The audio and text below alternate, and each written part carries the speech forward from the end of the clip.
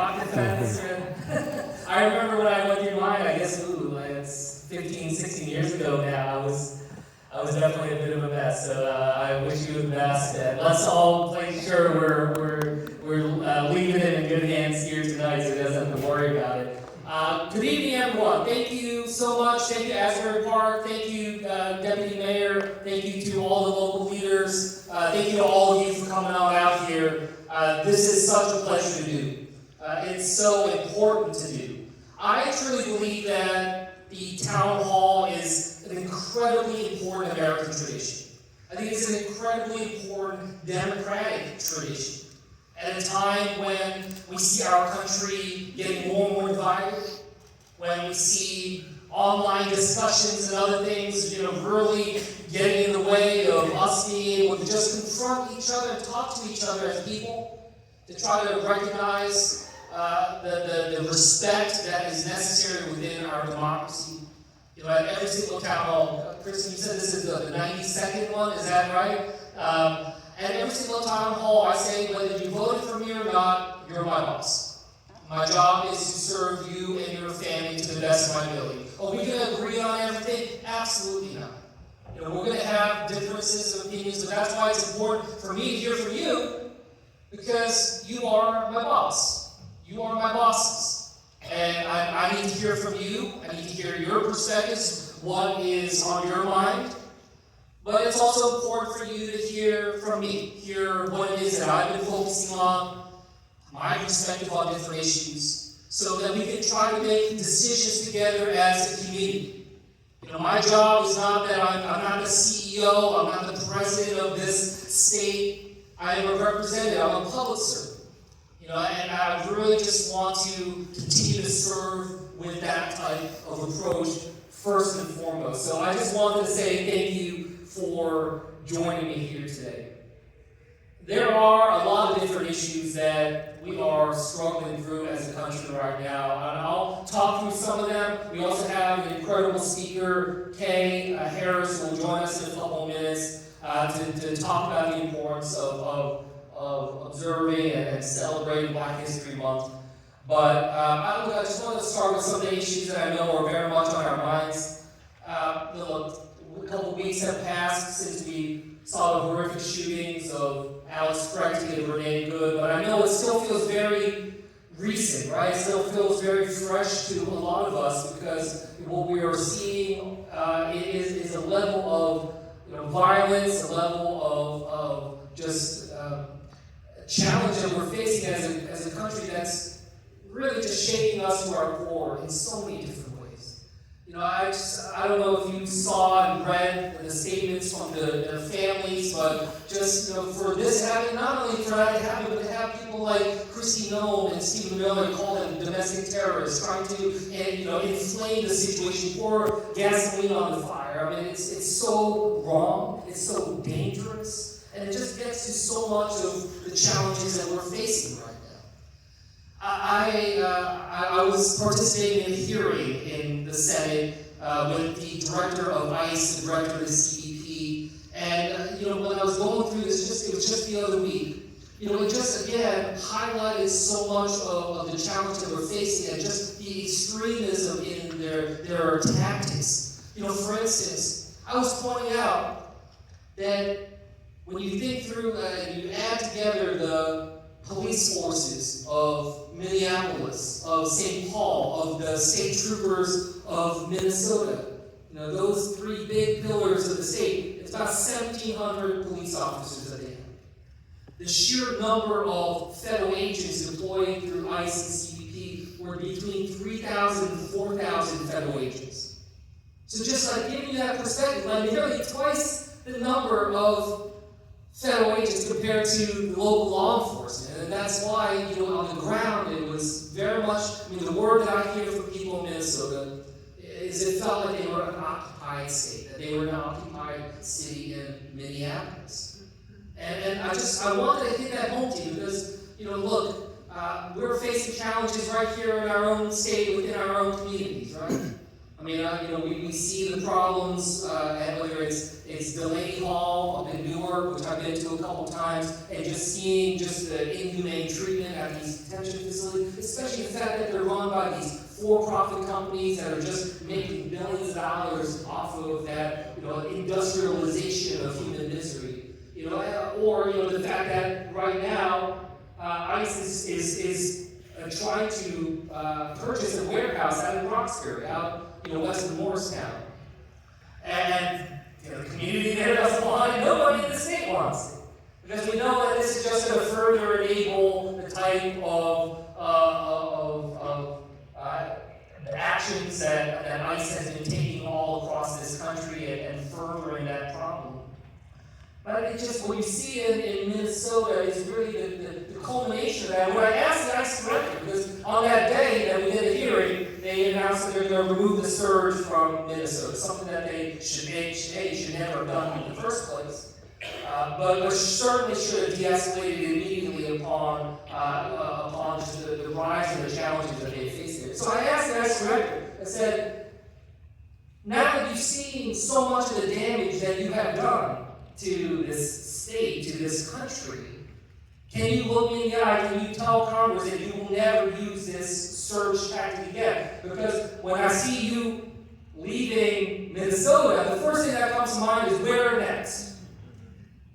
Is it going to be New Jersey?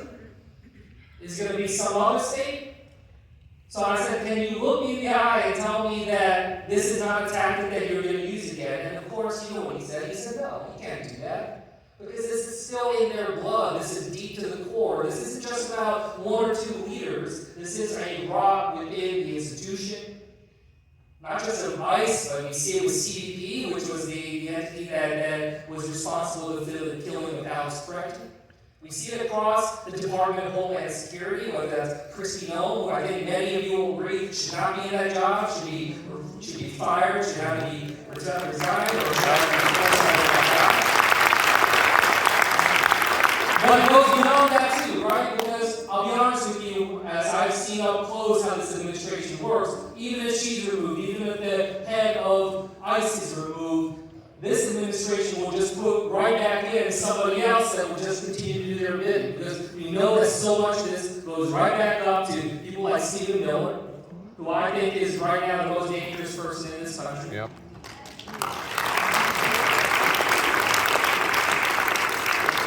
And it goes right up to Donald Trump, who he himself said, that they weren't going to change tactics, that they're not going to back down, even after the killing of Alex Brecht and so much what we saw. So it's important to keep that in mind.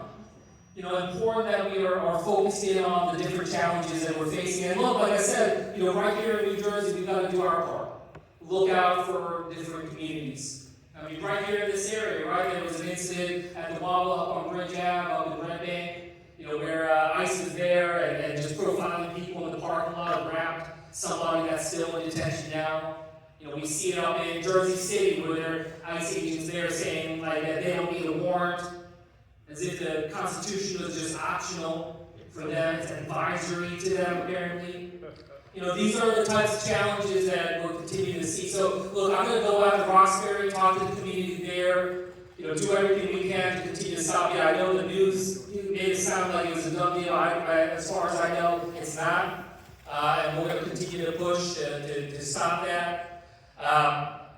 Other issues that I'm going to continue to go out to these different detention facilities, shine a light on this revolving door. And again, it's not just that it's for profit. It's like the company that runs the Lady Hall, for instance, Geo Group. You want to know who used to work at Geo Group? Tom Holman.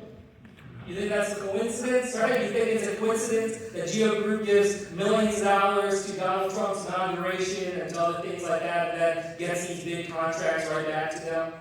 That's part of the problem here, is that it has become just this whole ecosystem of corruption that I think is just so deep to the bone of so many of the problems, and it manifests in just such inhumane ways. There was this one instance, again, I raised that hearing with the ICE director, where there was a father that was taken by ICE in custody and left their 6-year-old daughter wandering the streets, asking people if they have seen her dad.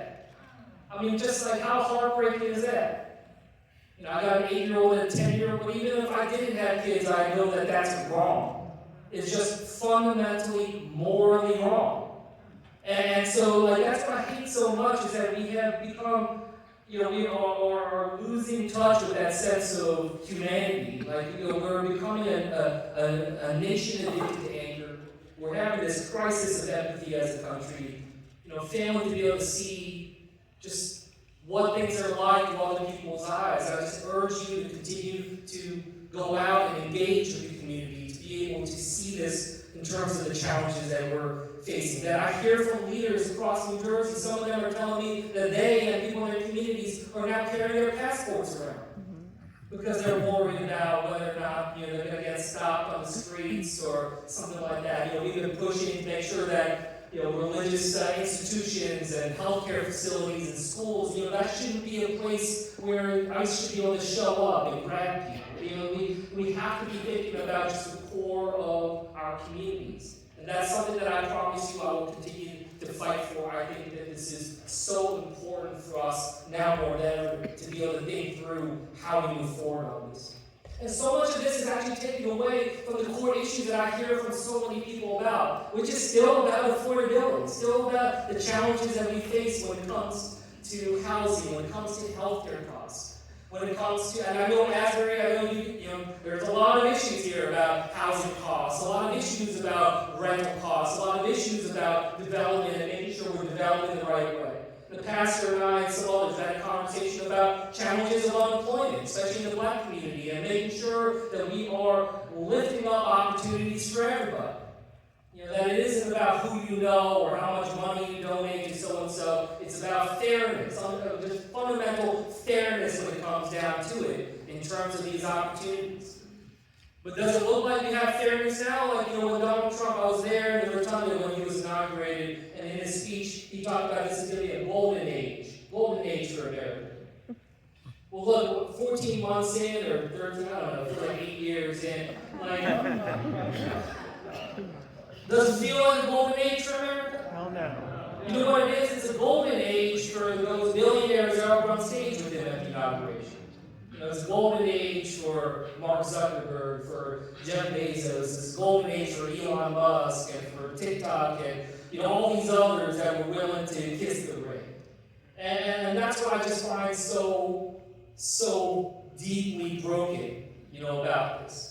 Because as I was just telling you about these ICE raids and CBP and the CERT, you want to know where that came from? It came from you in terms of your money.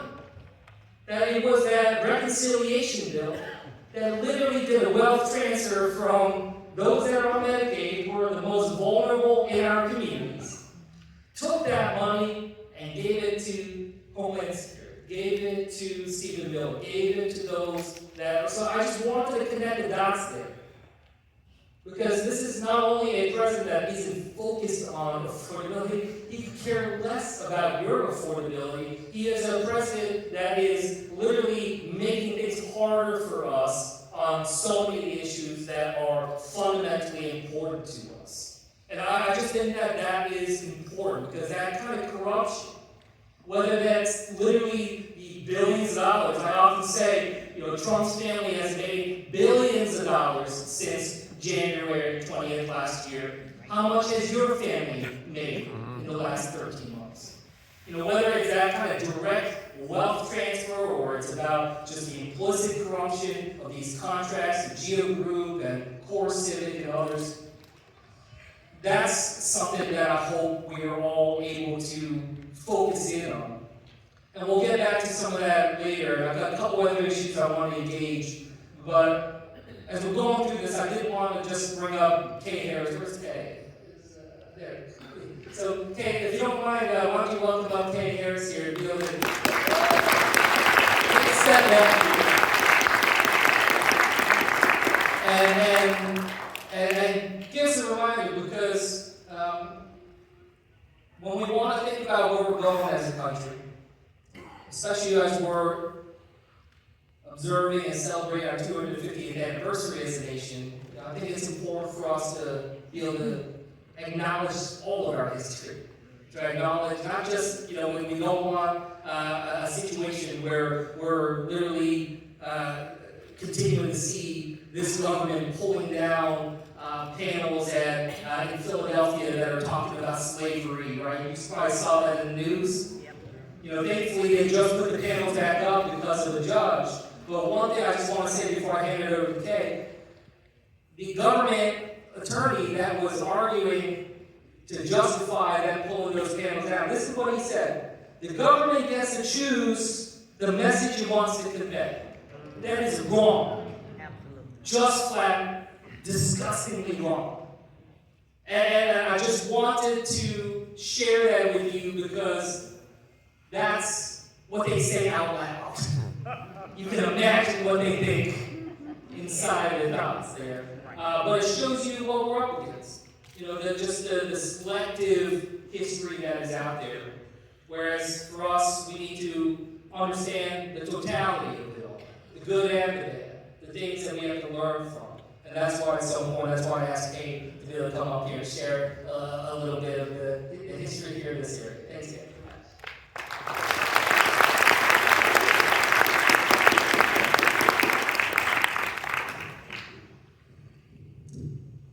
Good evening, everyone, and thank you, Senator Kim, so much for this opportunity to come and afterwards have the opportunity to actually hear from our public community. So thank you for that, and also for Pastor Newton for opening up your home to us. And I'd like to say, it's just so fitting that we are actually holding this town hall meeting or discussion here at St. Stephen's Church, because this is actually ground zero